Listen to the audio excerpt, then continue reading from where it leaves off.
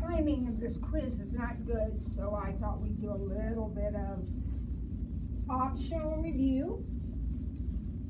So what I'm going to do is I'm going to start with 3 practice problems of what I think are the hardest ones because they require you to remember so much stuff. And those are the ones where we find rectangular coordinates given the polar coordinates.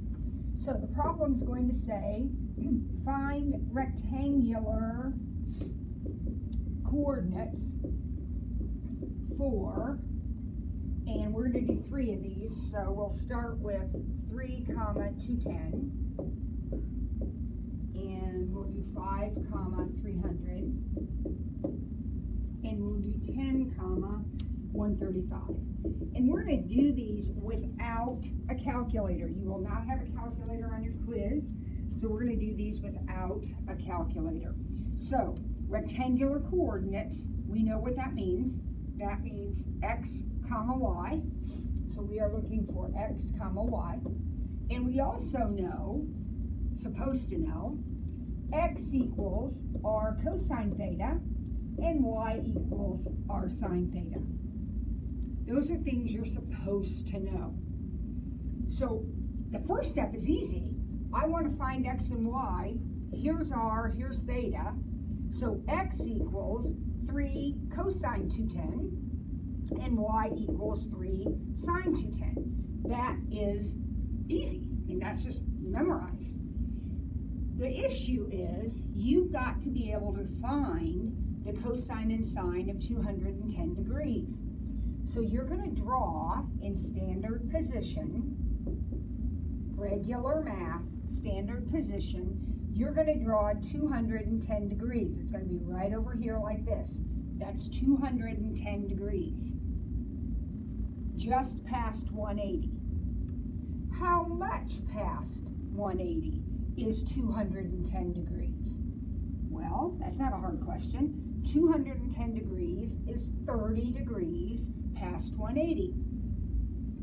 So I have a little 30, 60, 90 triangle here, and I know that across from the 30 is 1, the 60 is root 3, and the hypotenuse is 2. But then stop.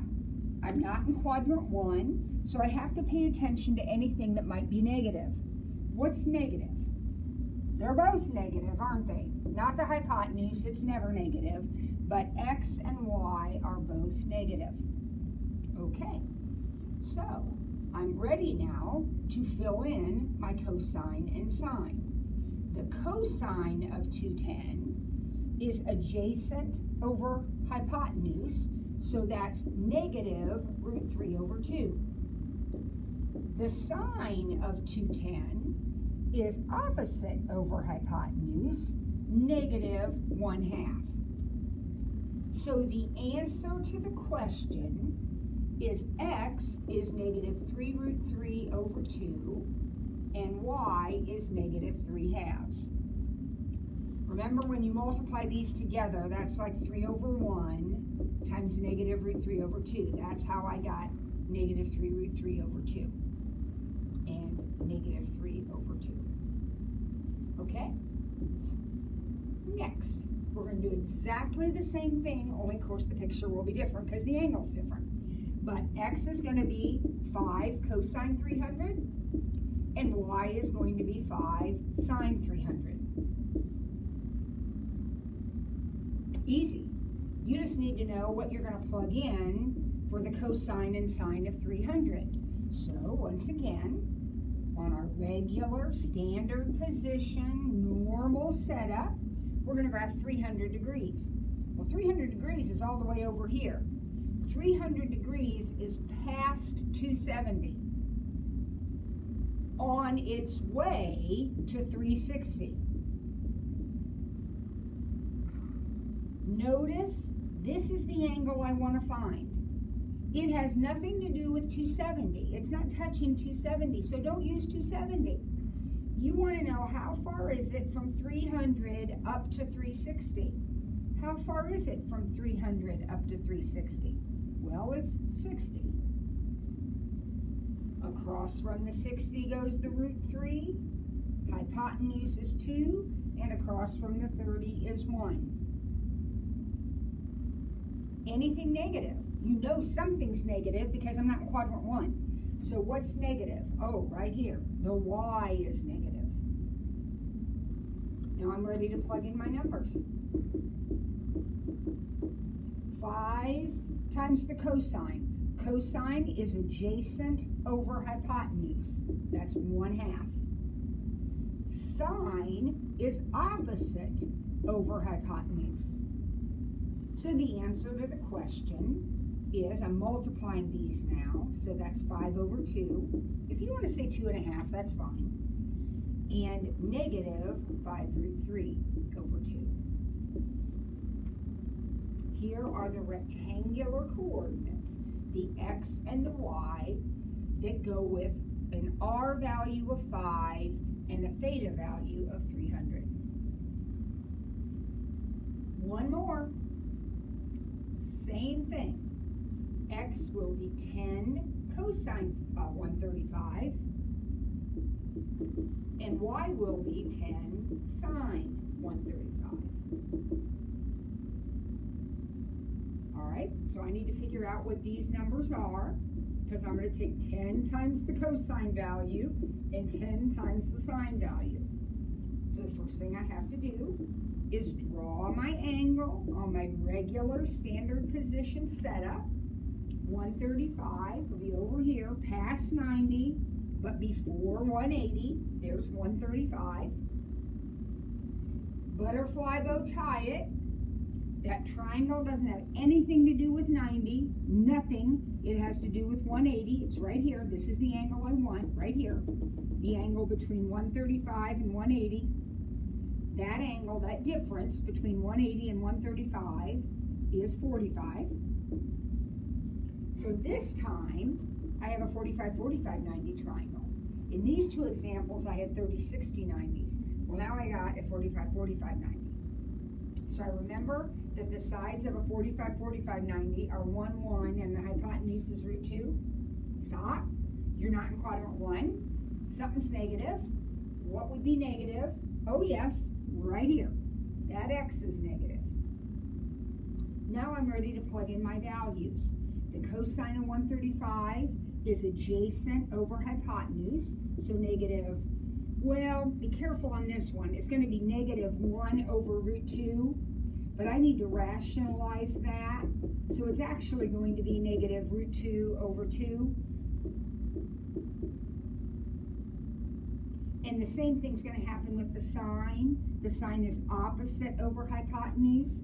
That's 1 over root 2, but I'll rationalize it and get root 2 over 2. Now, I got to multiply 10 times this cosine value.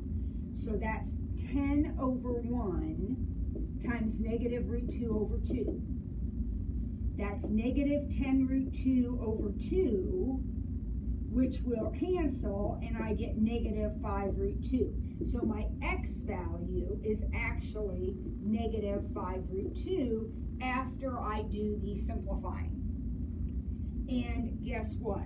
The same thing's going to happen here, because I'm going to take 10, I'm going to erase this for a minute so I have some room here. I'm going to take 10 over 1 times root 2 over 2. 10 over 1 times root 2 over 2.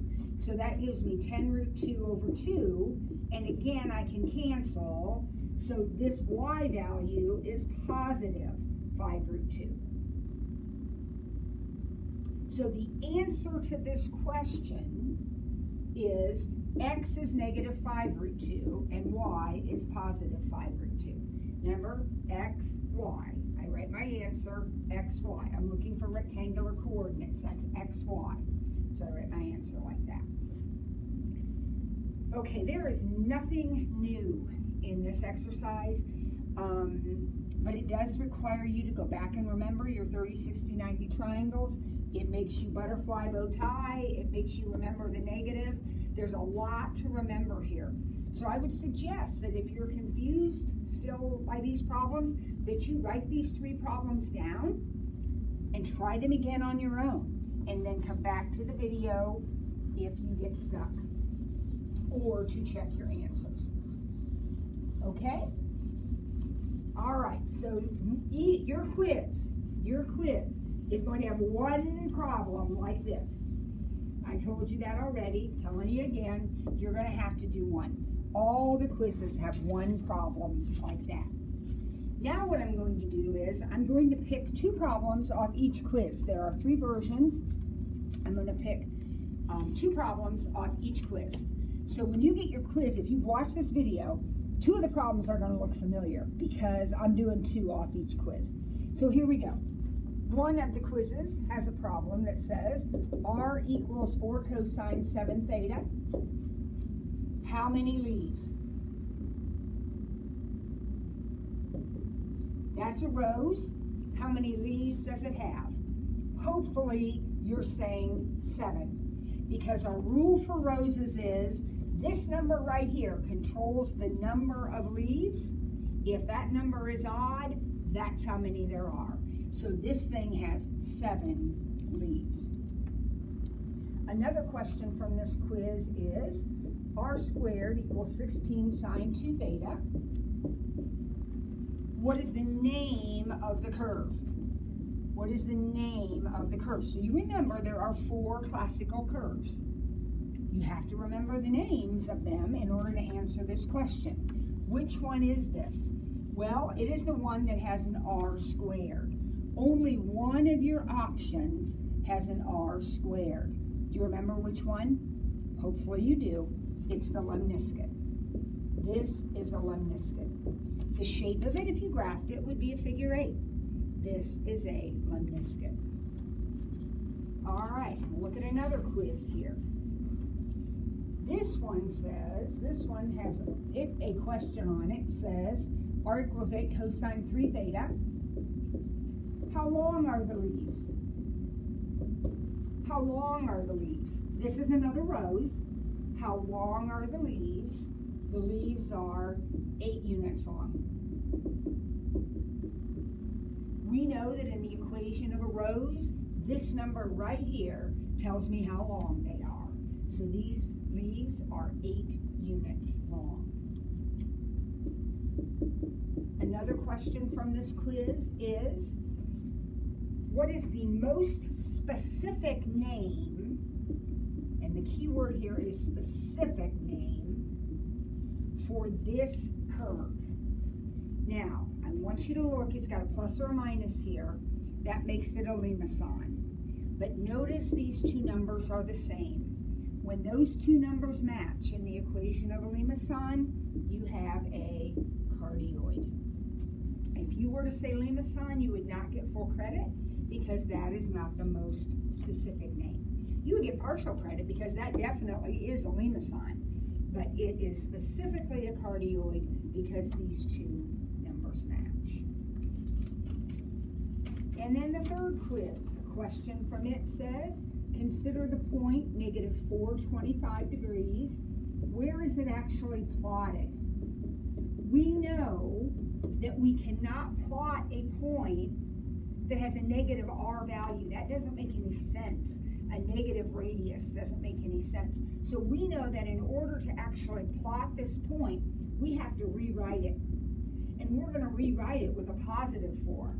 We're going to put it on the 4th circle, but we're not going to put it at 25 degrees. We're going to put it 180 degrees different. We're going to put it on the opposite side of the circle. So what is the opposite side of the circle from 25 degrees? Well, that would be 180 degrees movement. So if here's our circle. If here's 25, then it'd be right over here. 180 degrees different, which would be at 205.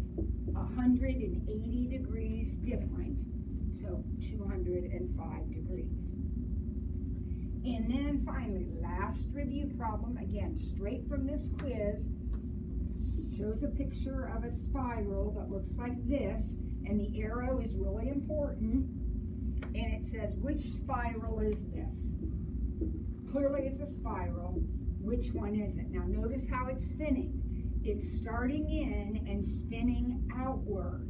What kind of spiral spins outward? A spiral of Archimedes. So this is an Archimedean spiral or a spiral of Archimedes. A spiral of Archimedes. Okay, well, I hope you spent some time reviewing this, getting ready for a quiz next time I see you. Have a great Easter.